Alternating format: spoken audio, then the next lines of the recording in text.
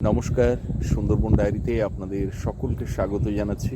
এখন পরন্ত বিকেল, আমার পেছনে গোমর নদী আর অসংখ্য পণ্যবাহী জাহাজ এগিয়ে যাচ্ছে হলদিয়া বন্দরের দিকে। বাংলাদেশ থেকে আসা সেই জাহাজগুলো, তার শব্দ ভেসে আসছে। আজকে সকাল থেকে রোদ ঝলমলে আকাশ, কিন্তু উত্তরে হাওয়ার দাপট আছে, যে কারণে গা হাত পা টান ধরছে। সেই শীতের যে গা খসখসে ব্যাপারটা সেটা রয়েছে। তো স্নান দান করে খাওয়া দাওয়া করা হয়েছে আজকে সকাল সকালে। মা চলে যাবে বলে সকাল সকালে সুস্মিতা রান্নাবান্না করেছে। তো আমি এখন যাব একটু বিনা পানিতে, কারণ ওখানে কিছু মালপত্র অর্ডার করা ছিল, সেগুলো আসবে। আর সেগুলো সামাজিক উদ্দেশ্যে ব্যবহৃত হবে সেই মালগুলো।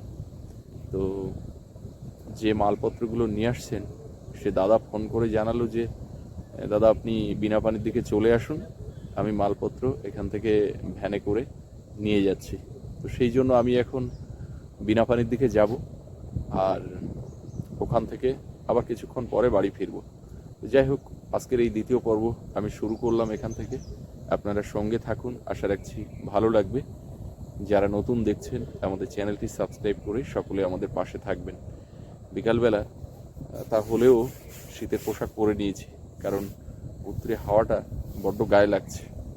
সারাদিন ছোটাছুটির জন্য এখন এই গাড়িটাই ভরসা। এই গাড়ি নিয়েই এখন যাব। আর সামনে দেখুন জাহাজের সারি, ওদিকে লাক্সারি বোটও কিছু রয়েছে। ওই যে দূরে জাহাজগুলো দেখা যাচ্ছে। কিছুটা এসে এখানে প্রাকৃতিক সৌন্দর্যটা আপনাদেরকে একটু দেখাচ্ছি। পড়ন্ত বিকেল আর সূর্য অস্ত যাওয়ার সেই দৃশ্যটা দেখার জন্য পর্যটকদের ভিড় জমে এই জায়গাটা। এই যে পাখির জঙ্গল, যে জাহাজটা যাচ্ছে ঠিক তার একটুখানি সামনে বা এই পোর্শনটা, এখানে প্রচুর লাক্সারি বোট এই সূর্যাস্তের সময় ভিড় করে। শান্ত নদীর জল, শীতের সময় তো নদী শান্তই থাকে। আর এদিকে সূর্য অস্তাচলে যাবে, পশ্চিমে ঢলে পড়েছে। আর এই দৃশ্যটা মাঝ নদী থেকে দেখতে অসাধারণ লাগে। আর এই নদীটার সামনের দিকে গেলে সজনেখালি ফরেস্ট, একটু এগিয়ে গেলে বাঁদিকে দয়াপুর বাজার, ফেরিঘাট, ডান দিকে পাখিরালা ঘাট, আর একটুখানি সামনে গেলে নদীটা বাঁদিকে ঘুরে যাচ্ছে। ঠিক ওই তিন নদীর মাথাতেই রয়েছে সজনেখালি ফরেস্ট ক্যাম্প, যেখান থেকে পারমিট নিতে হয়, যেখানে প্রচুর পর্যটকরা ভিজিট করতে যায় ওয়াচ টাওয়ার দেখতে। তো এই বরাবর পূর্ব পশ্চিম বরাবর এই নদীটা, এখানে দাঁড়ালে সূর্যাস্তের ছবিটা খুব ভালো দেখা যায়, যে কারণে পর্যটকদের বোট ঠিক এরকম সময়েই ভিড়টা জমায়। ওই দেখুন দূরে দেখা যাচ্ছে পর্যটকদের বোট। এই জাহাজের আড়ালে পড়ে গেছে কিছু বোট। বিনা পানিতে চলে এলাম, এসে দেখছি নিহাদ্দা দাঁড়িয়ে আছে, এখনো সেই ভ্যান আসেনি দেখতে পাচ্ছি। বিনা পানিটা এখন বেশ শুনশান ফাঁকা। একটু পরেই এখানে গমগম করবে মানুষজন, যারা ভিন রাজ্যে কাজ করতে গেছিলেন। অধিকাংশ মানুষই ফিরে গেছেন, যে কারণে এখন বিনা পানি বেশ গমগম করছে সকাল সন্ধ্যা। এই হচ্ছে আমাদের নিহাদ্দা। আর দোকানের মধ্যে অন্ধকারাচ্ছন্ন পরিবেশে বসে রয়েছেন আমাদের কাকা। কাকা বলো। এই কাকা হচ্ছে অরুণ কাকা, চোখে চশমা আর মুখে হাসি। আর আমি এসে দাঁড়ালে আমার বড্ড উল্টোপাল্টা বলে, আমার পেছনে একটু লাগে। আমিও কম যাই না। পিকনিক হোক আজকে, আবার পিকনিক পিকনিক করে করে আর পাচ্ছি না। এত এবছর পিকনিক করা হয়েছে। তোর ঘরটাকে বেঁধে হলো, তো তোর ঘরটাকে বেঁধে হলো, তখন আর বলতে হবে না, ওখানে গিয়ে উঠবো।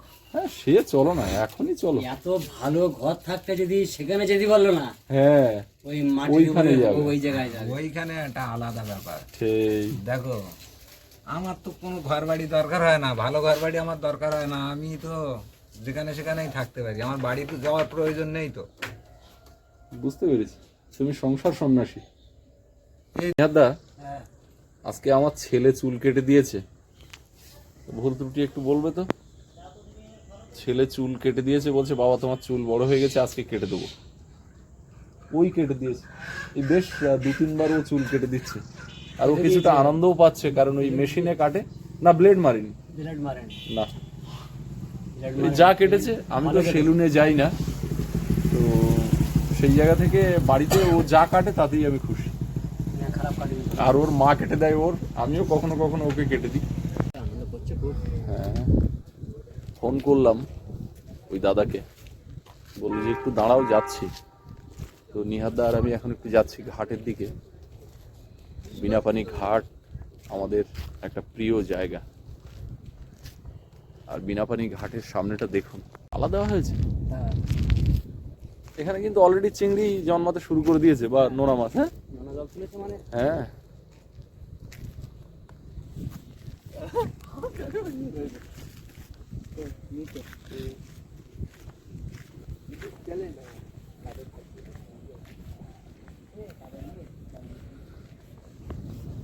ঘাট একদম পরিষ্কার পরিচ্ছন্ন, টিপটাপ। এখানে কোনো শব্দ নেই, কোনো পলিউশন নেই, একদম উন্মুক্ত প্রকৃতির কোলে। এখানে নির্জনে বসে মনের খুশিতে অনেক সময় কাটানো যায়। এই যে মাছ ধরার জন্য পাটা জালের বাঁশ পোতা, এ মাথা ও মাথা। আমাদের বাসুর জাল রয়েছে সামনে। এই যে এই অংশটা দেখুন, জোয়ার উঠেছিল যে কারণে ভিজে, এটা তার পরের ধাপ। তো এই জায়গাগুলো এখন কিছুটা পিচ্ছিল হয়ে আছে, আর জোয়ারের জলের সাথে যেহেতু কিছুটা পলি আসে, সেই জন্য একটু কাদা কাদা। ওই জন্য ওই ভিজে অংশে আমরা যাব না। জলের স্রোত বইছে দেখুন, এখন স্রোতটা এই দিকে যাচ্ছে। আর এই ঘাটটা হওয়ার কারণে এই পোরশনটা কিন্তু অনেকটা রক্ষা পাচ্ছে, কারণ জলের যে স্রোতটা এতে কিছুটা বাধাপ্রাপ্ত হয়, যে কারণে এখানে এই সাইডটা চর পড়ছে, আবার এই দিকটা ভাঙা। আর আমি তো আমার ব্যবহার করা ফোনটা নিয়ে এসেছি, ক্যামেরা ফোন নিয়ে আসিনি। আমি আপনাদের বলছিলাম একটু আগে যে সূর্যাস্তের ছবিটা এখান থেকে ভালো দেখা যায়, তো এই ফোনে অতটা লাইট কন্ট্রোল করা যায় না। তো তাতে দেখুন এই হচ্ছে দৃশ্য। আর এইটা একেবারে নদীর মাঝ বরাবর গেলে দৃশ্যটা আরও অসাধারণ লাগে। তো সেটাই আপনাদেরকে কিছুটা তুলে ধরার চেষ্টা করলাম। ব্রাইটনেসটা একটু না কমালে আবার এই দৃশ্য ধরা যায় না। তো ঘাটে এসে বসে পড়লাম। ওই দাদা আসার যতটা সময় দেরি আছে ততক্ষণ এখানে বসতে থাকি। এলে মালপত্রগুলো ক্লাবের মধ্যে ঢুকিয়ে রেখে আবার বাড়ির দিকে যাব একটু, তারপরে আবার আসবো।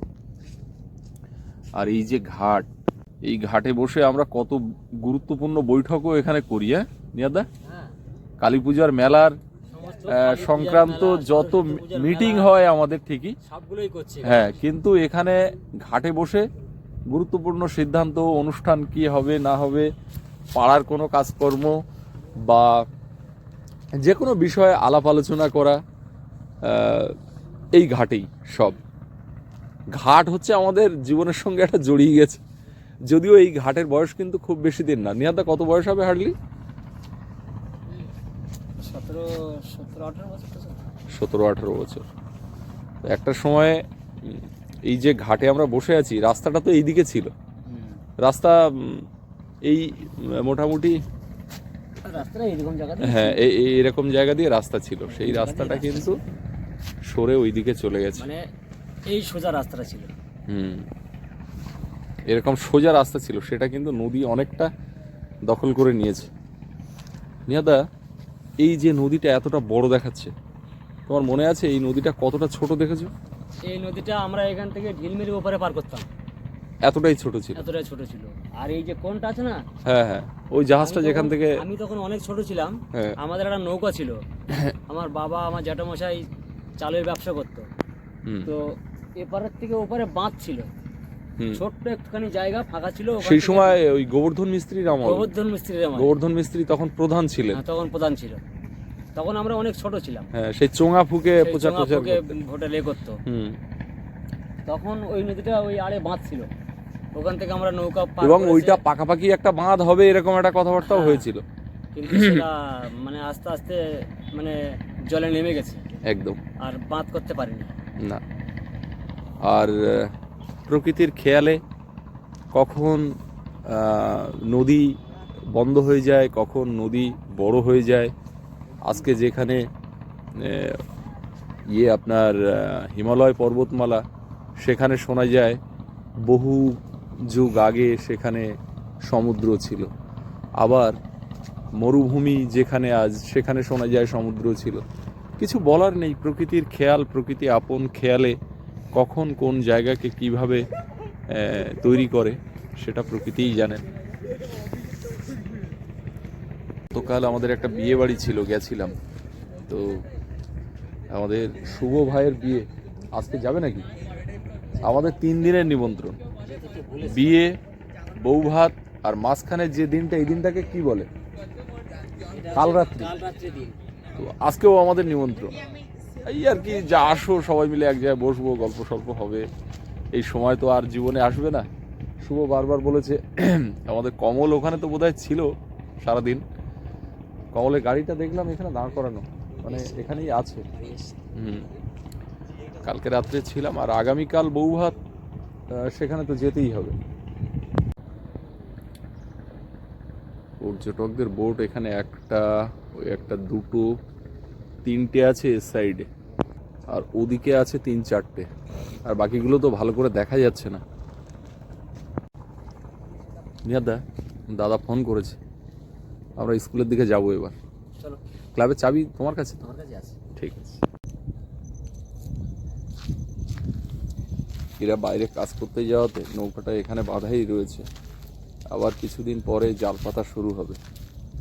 এই যে সামনে যে ওই জলে যে ড্রাম ভাসছে, ওইখানে এই জাল পাতা হয়, নোঙর ফেলা আছে ওখানে।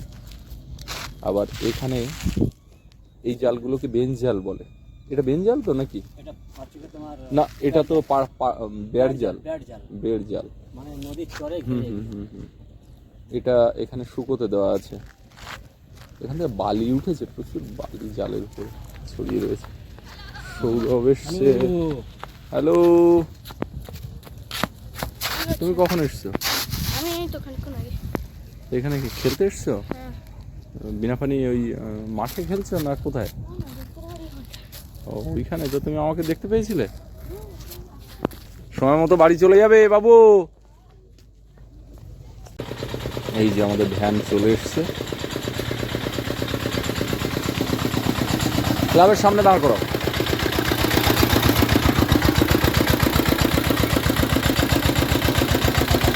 কিন্তু তো ভালোই ভারী, মানে মাল বড়, যথেষ্ট বেশি। চাবিটা খোলো।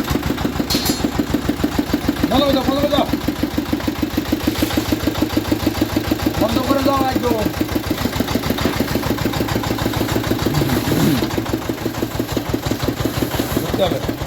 ধরো, মিয়াদা সুরঞ্জন দুজন ধরলে হয়ে যাবে। হ্যাঁ, গাড়িটা একটু সামনে সরো। হ্যাঁ, 10।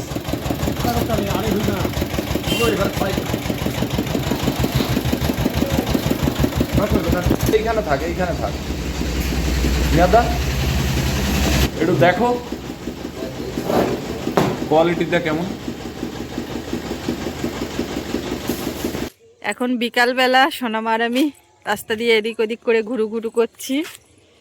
হ্যাঁ বলো, আগের পর্বে আপনারা দেখেছেন যে মা চলে গেল, তারপরে তো বাড়ির দিকে এসে কাজকর্ম সব করে উঠলাম। আর এর মধ্যেও ঘুমিয়ে থাকতে থাকতে উঠে পড়েছিল, সৌরভ রেখেছিল। সৌরভ এখন বিকালবেলা একটু গেছে খেলতে, ওর বাবা গেছে বিনা পানির দিকে, ওদিকে দরকার যেতেই হলো। আর ওর ঠাকুরদা ওদিকে আছে।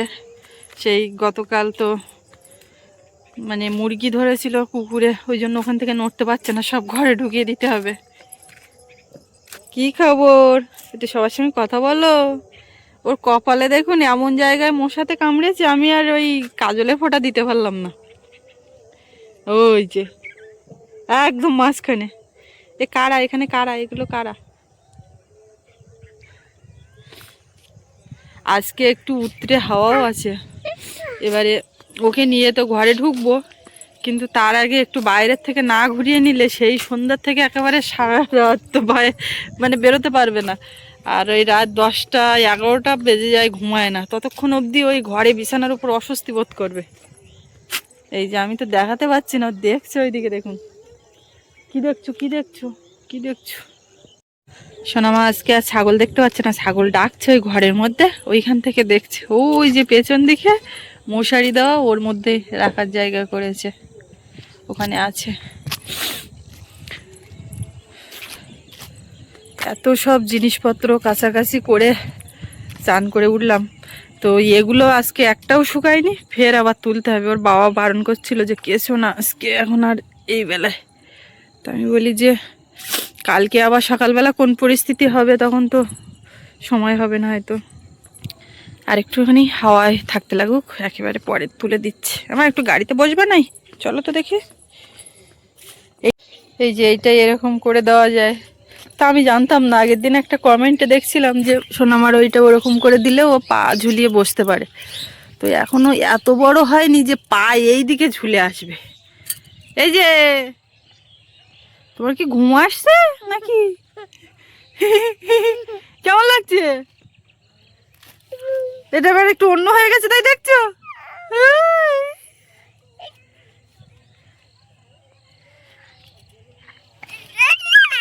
কি ওই এক ঝাঁক মাথার উপর দিয়ে পাখি উড়ে গেল, তাই দেখলো। কি হবে?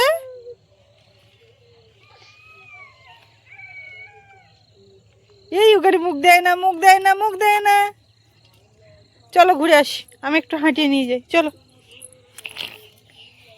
টাটা। ঠাম্মা কোথায় গেছে? ঠাম্মা কোথায়? ঠাম্মা কোথায়? ঠাম্মা ওদিকে ছাগল তুলছে, বুঝতে পারছে না। তোমার সঙ্গে তো দেখা করে যায়নি, তুমি তখন ঘুমাচ্ছিলে।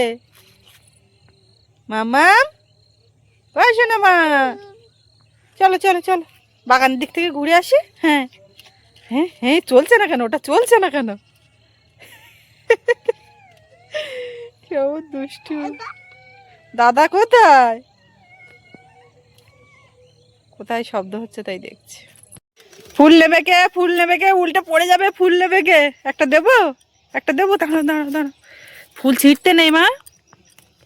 বসো বসো, সোজা হয়ে বসো, সোজা হয়ে বসো, আগে বসো। আর না আর না, ওই একটাই। ও মনে করছে আমি যদি ছিঁড়তে পারতাম।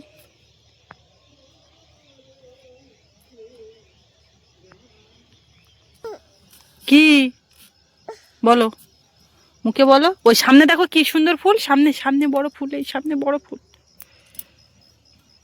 দেখেছো? ওটাই নেবে।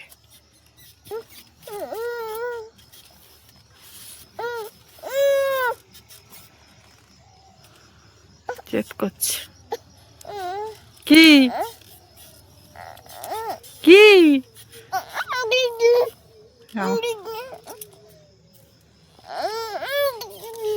আমি তোমার এখানে কেন নিয়ে আসলাম বলো তো? যে এইটা এখানে রেখে ফুলের পাশে তোমাকে একটা ছবি নেবো। তো তুমি যা করছো, চলো চলে যাবো। বসবো না এখানে, বসবো না এখানে, বসবো না। ওই যে ঠাকুরদা আসছে।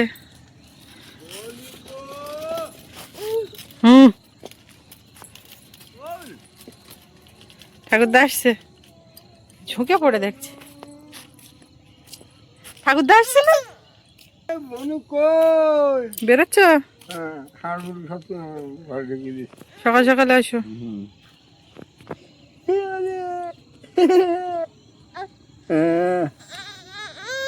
গাড়ি ওরম হয়নি, গাড়ি ওরম করে দিয়েছি তাই। যাও তুমি, আমরা ঘরে ঢুকবো এবারে। ওই যে ওখানে বাবা এসেছে।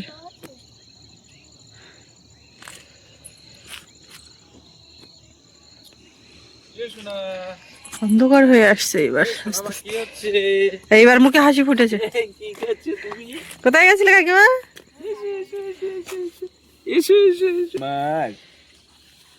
শীতের পোশাক পরেছো? পা ঠান্ডা, পা মোজা নেই। প্যান্ট কোথায়? মোজা হচ্ছে টেনে বার করে দিচ্ছে। বাড়িতে চলে আসলাম, আর ওদিকে জিনিসপত্র যেগুলো নিয়ে আসা ছিল সেগুলো তো ক্লাবে ঢুকিয়ে রেখে এসেছি। আপনাদেরকে আর দেখালাম না আজকে যে ওতে কি আছে, আগামীকাল আপনারা দেখতে পাবেন। তো ওটা ক্লাবে রেখে আর একদমই দেরি আন্দাজ করিনি, করতে চলে পারেন এসেছি। কি আছে। হ্যাঁ, আন্দাজও করতে পারেন। ও ও ও ও ও অনেকক্ষণ দেখে না। ও